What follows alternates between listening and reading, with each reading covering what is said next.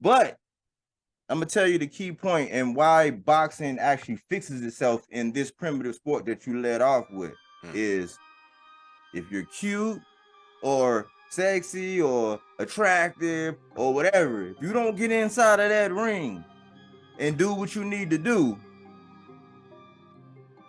then you're not gonna last.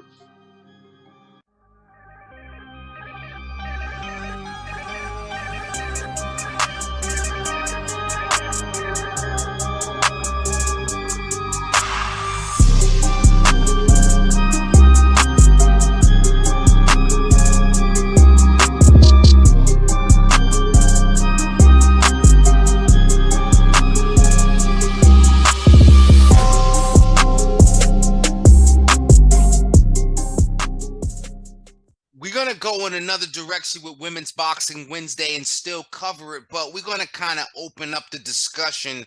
And I think this is a fair question to pose. And I think we can kind of, in this way, we can also cover a lot of fighters that may fit in this, this discussion.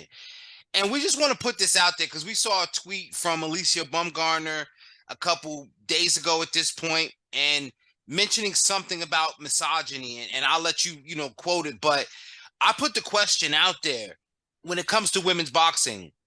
Is it fairly obvious or is it obviously fair that there's going to be some misogyny, in women's boxing? I would say, yeah, I mean, it's going to be some, but it's the same thing that a lot of traditional. We're talking about traditional roles, like maybe like iron workers or like coal miners or like things, and even to an extent, to a certain extent, truck drivers. You know what I'm saying? I've had a past with that, and not to speak to to the tweet itself, but the whole topic of discussion is I'm like, wow, it's a two-sided coin because in one breath, the beauty of the women is part of the allure. It's what draws the eyeballs to screens, but that's not, only in boxing. That's also in performing, that's in rapping. Sometimes, we talk about that music thing all the time. And sometimes, you hear and you're like, what in the world are they doing in the radio? And then you see and you're like, okay, we know what it's all about. You know what I'm saying? So to a certain extent, you're always going to have that dynamic where maybe a certain amount of people don't know how to control themselves.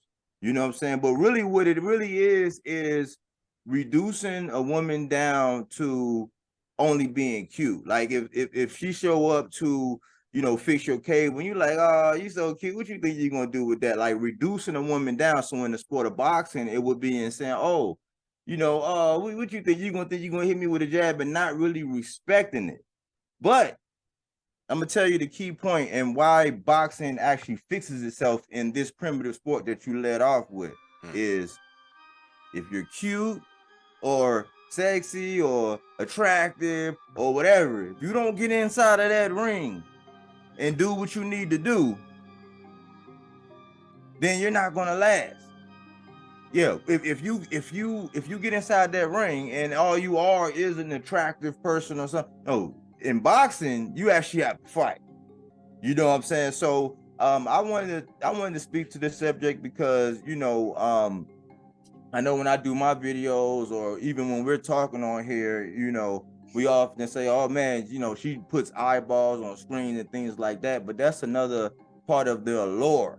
You know what I'm saying? And that's actually a compliment because, the reason why we're actually talking about you is because of what you actually do inside of the ring. And I think that it also might lend itself or lend its hand or show up even with women who cover boxing. You know what I'm saying? So it might be good to, have somebody of that nature, what I'm saying, go on and talk about it from their perspective and things and ways and how they maneuver, because either way, inside the ring and actually talking about it, what I'm saying, we never reduce women down to them just being attractive. You know what I'm saying? We always uphold them and we give them their honor and their praise for what they do inside the ring, King.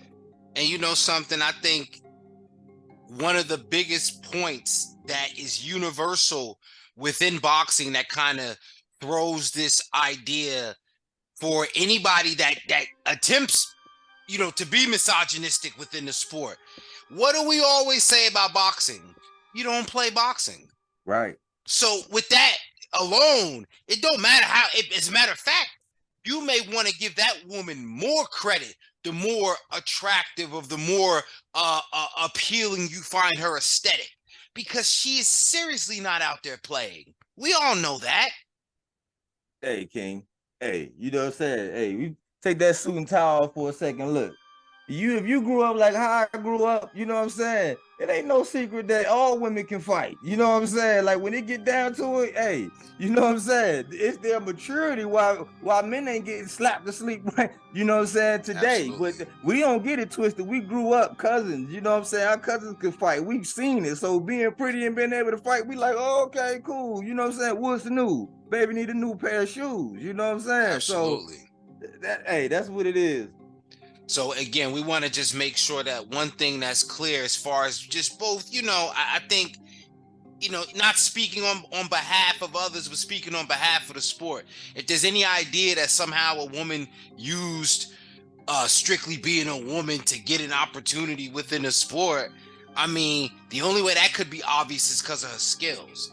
Like, it's not, you know what I'm saying? Like please, so if anybody has any ideas, that a promoter or a fighter or a cahoots or anything like that, Yeah. like at the end of the day, these skills have to be proven. They can't find enough tomato cans to make a pretty girl just beat people. It don't work like that. Exactly. They can't find enough crooked judges. Like in boxing, it cannot work like that. Exactly. It So can't sustain itself. it cannot sustain itself. At some point, like you get Milli Vanilli, right? If there was a Right. female fighter out there that wasn't pulling her weight, she would have got Milli Vanilli already.